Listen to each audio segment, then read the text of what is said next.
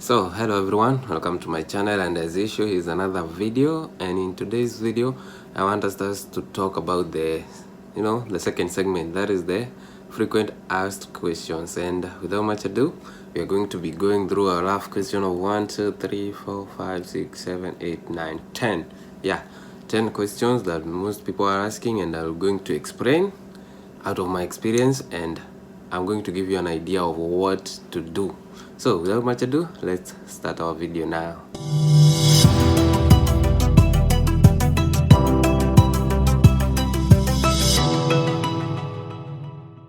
So welcome back, and now we're gonna start our question. And thank you for those who are subscribing, thank you. And soon when I get 1,000 subscribers, I'll be going live stream so that I can answer your questions just on point. When you ask, I just respond it right away. So let's start with our question number one. Number one is about the DS260. It talks about mistakes. And let us talk about it. So if you are sure you made a mistake, you realize you already submitted, and now you realize that, oh, but so and so I did a mistake, and you are not sure what to do. One thing, it's allowed. You can send an email to the KCC, request them. On the email, just write, start with your case number, then name and all that, then write to them and ask, kindly unlock my DS260. I want to make some revision on it. That's enough. You don't have to be worried what to say to them. Just explain to them that you want to do some revision on it. So within a period of 2 to 3 days, they don't just unlock it at that point, but within a frame time of 2 to 4 days or 5 days, they will unlock it and you'll be aware of it. So you can do your revision, change anything you want to change, and then again submit back. But on a key point on that, in case you are changing something, be sure that whatever you had filled previously, they already have it. So when you change, they are most likely even to focus on that part you did the change. So make sure whatever you are changing, it does not have some questioning, or it does not lie on a questionable remarks. So so in short, you can, if you made a mistake, you can go ahead, send an email to the KCC, request them to unlock, and they will do that. Next question, does every member receive this one is about the green card. There is some people asking whether he is an applicant, he has some beneficiaries, and the question is like, is it only the applicant who gets the visa, or it's everybody in there? That is even including the beneficiaries. The answer is yes, everyone, even if he's a 2 months kid or anybody, so long as it's somebody on the form, you as the applicant will receive yours, and also the beneficiaries will receive theirs. So if you have a total, maybe a family of 5, those are 5 visas to be issued to you. I hope that one is clear. About the occupation, this is a big many people are asking, what does it mean by primary occupation? And again, what do you feel on the question on what you intend to do when you get in the United States? This is very simple. Occupation, let me give it an example. If you are a teacher, in your country you are a teacher, go ahead and fill on the education. When they are requesting what you intend to do when you arrive in the United States, you don't have to worry. It doesn't mean that what you have been doing in your country is what you are going to do in the United States. And at the same time, it doesn't mean that whatever you feel that you are going to do in the state, you must do that. No. So if you are a teacher, you can possibly go again, say you want to do the education section. You can change, even say you want to do agriculture. You can change, even say you want to do healthcare. It's up to you. It's a broad topic. Just fill whatever you feel on the on the selection list. Fill anything. Even you can say, personally, I said I was not sure also what to do, but on my case, I went ahead and filled business. I want to do business in the United States. That was it, and nothing happened, and everything went well. So on the occupation level, I have seen several questions about it, but you don't have to worry. Whatever you do, like at home, if you are not employed at your home country, you can just write like you are a businessman. They want to follow up. They don't ask you have to prove you are a businessman no. And especially for those, they will ask like the details, what you can give your, your even neighbor's address or something.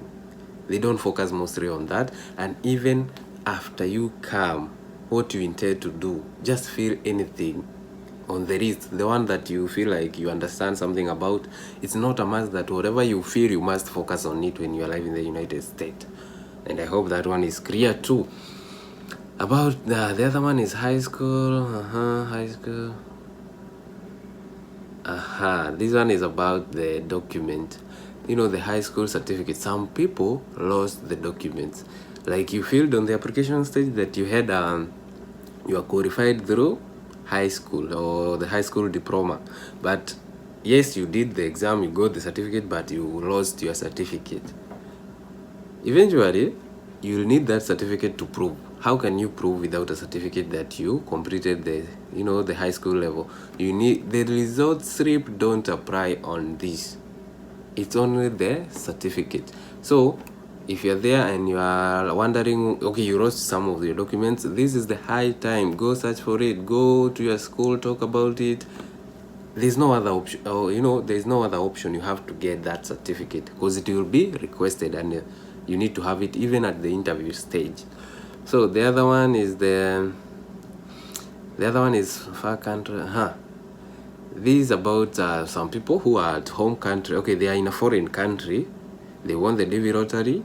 They are still proceeding with the process, but their documents are at their home countries. Yeah, there's some people, you might end up in such a scenario. You did your application in a foreign country, but your documents are far back in your country. It's very simple. Contact your friend, maybe your brother or your parents who are at your back country. Okay, explain to them where where your documents are. Tell them to scan the documents to you. When they do that, you can go ahead. Now, when they request the document, you can still scan whatever was scanned to you, or just attach it with the document's email. So, but at that point, if your interview is in that foreign country, you need to make an arrangement of how your documents can be shipped to your country, because on the interview stage, they will need the original certificate. They will need some original certificates and some copies. They will be left with the copies, but you'll go back home with the original certificate. So, even if you are in a foreign country, but your documents are way back in your home country, prepare yourself, plan for the shipment of the documents, so that you can be them when you're attending the interview. The original document is a mandatory request on the interview stage. But on the, submitting the documents, supporting documents, you just scan. They just get a copy. But for the original documents, you don't send to KCC. You don't send, you don't mail the documents. You just scan them through an email, you submit. So, the other one is about case number as interview. Yeah, many people are like, I fear the DS260, my case number is so and so, when will I get interviewed? Please, this question has no specific date for an interview. You have to wait. Whichever case number you are, maybe roughly around October, they will start the issue of the visa bulletin. And from there, there will be, every month there will be new high, they start from case number 1 way up. So every month there will be a cut-off number every month, so you can check when your number becomes current on the visa bulletin. And when it's current, it doesn't mean that it's current and tomorrow you're attending the interview. When it's current, it means that now your visa is available and they will send your case to your preferred embassy. Now the embassy at that point they will send you a link on when to attend an interview. So about the case number and when the interview will be scheduled, you have to wait. You have to focus, wait until the visa bulletin starts. I hope that one is clear. About congestion between to add on that about case numbers, some people are asking, will the DV 2020 affect the 2021 because of the pandemic and all that? We are not sure also, but we will be sure on how the DV 2021 will run only after October. October, that's when the visa bulletin starts. That's when the interviews start being scheduled. So we are not sure whether the DV 2020 will be extended. For the 2021, the results were extended with 1 month. So we are not sure whether still they will extend their issuing of the visas with 1 month or not. So by October we will see about that, and we'll still update you on the what will be happening. So you don't have to worry. For now, you just have to wait. We are not sure about that. So the other issue is about this is about spouse, married couples. And okay, it happens like on the application stage you feel you are married, and truly you are married, and maybe it's children or not, but you feel as a married person. But eventually in the process you separate or you divorce, but you don't have that divorce divorce certificate, or which one is required. You don't have to worry about that. In case you have such a scenario, or at the same time you don't want to travel. Okay, let me explain about the separation. In case you are married and you fill the the form, application form, you said you are married, don't worry, continue with that. And in between here you separated. So on the DS-260 you can ignore his part, but it's very crucial because at the interview stage they will ask you, you are married, so where is your partner? And if you're not willing, like, okay, if you separated and you don't have the certificate, you see, it will bring some confusion. What happens for, okay, even a scenario where people are married but one partner will move, maybe due to some financial situation, one partner is going and the other one may follow on a future date. You have to get an official document from your government, or the officials, that explains that your partner has accepted you to travel. It's just simple. Your partner has accepted you to travel. Get the signatures, and you can get a lawyer. A lawyer can do that in your country. They can just confirm that your partner has accepted you to travel. For you will join. Okay, the partner will travel, then the beneficiary will travel on a later date. So his information will be already with the immigration department, and with that, in a period of 1 to 2 years, he can follow you. But on the issue of separation, make sure that whoever you separated with is willing also. You can still proceed as married, but make sure that whoever you separated with can sign that document that certifies you, or he agrees you to travel. But when you travel on such situation, you are still married.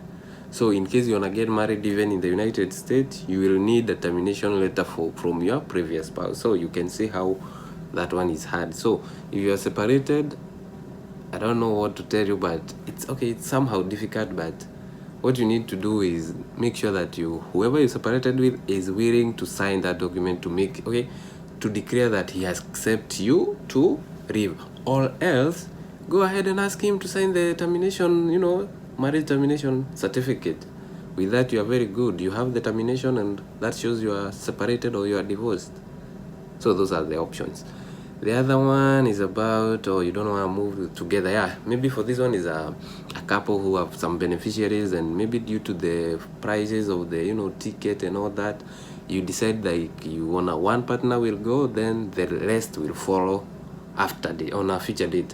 Okay, for this it falls in two situations. One, how long do you want them to join you? For how long? If it's a period of 2 to 3 months, when you are gone, they can follow you in a period of 2 to 3 or to 4 months. Then proceed with the interview with everyone. Proceed as if you are moving together. Then when you are issued the visa is valid for around 6-7 months from the time you are issued. That visa is valid for around 6 to 7 months. Okay, from the day you get it to around 7 months. So if you want them to join you after like 7 months or 4 months, around there, in between there, you can still proceed, go to the interview, each one get a visa for you, travel alone, no problem. Then before their visas expires, make sure that they travel again. It's not a must that you travel together. They can travel after you, and it's okay. But if you want them to, like, you are traveling alone, but you want them to join you maybe like after a year or a longer period, you have to go ahead with yourself. Then you have to include them on the DS-260, but on the interview date, go and state that you are the only one who is traveling, but they will follow you on a later date, and that's where that confirmation from your partner that applies. You will need to an official document signed by the partner you want them to join after, explaining that they have given you permission to travel. They accept you to travel, and that's all. Then they will join you in a later date, and that's very simple. So the other one is about submitting documents email. So people are there, you have signed, you have finished filing the DS260, you submitted, so you are there, you don't know what to do. And many people are asking, when are we submitting the documents, supporting documents? So this one you have to wait for some period of time, mostly depending on the case number. Personally, my case number was around 24,000 in Africa region, and I waited for maybe even more than 4 months. I submitted my DS260 on May last year, and I wasted up to it was October. October was when I received my email requesting for the documents. So you can tell from May to October, those are roughly almost 5 months. Let's call it even 4 months. So you don't feel like submit today, then you expect tomorrow or the other day to get that email. It will depend with your case number, and actually it takes around 2 to 4 months around there. So it depends with your case number. You might even get it in 1 month's time. So you just wait, the email will come, and you don't have to wait. Just give it a break, relax and prepare the documents, wait for the email to come. I hope up to that you are clear. Mine, I just said, mine came around, I submitted documents on May, but my email requesting for documents came around October. So it was quite a long period of time. I had time for that. So that is those are the questions that I really found on the comment section from the inbox and all that. And let's keep dropping the comments. Every comment you submit here, and I feel like I need to explain extra mile, I'll be making them in this segment, that is the frequent asked question. It will be coming maybe daily. It depends the number of questions that comes. If I feel it's enough for a video, I go ahead and make a video on it. So issue of the high school and all that, if you don't have your documents, please go ahead, correct. This is the time you should correct anything you want. And that means if you're in a foreign country, if your documents are at home country, make arrangements, let them be shipped to you, because at the interview stage, you'll need the documents. So guys, thank you for watching, and keep subscribing. Let's get to that 1,000 subscribers. I can be going live on YouTube and answer your questions. Invite your friends who want to learn this. Follow us on Facebook. That is the 2021 DV Rotary updates. And thank you for watching, and see you in our next video.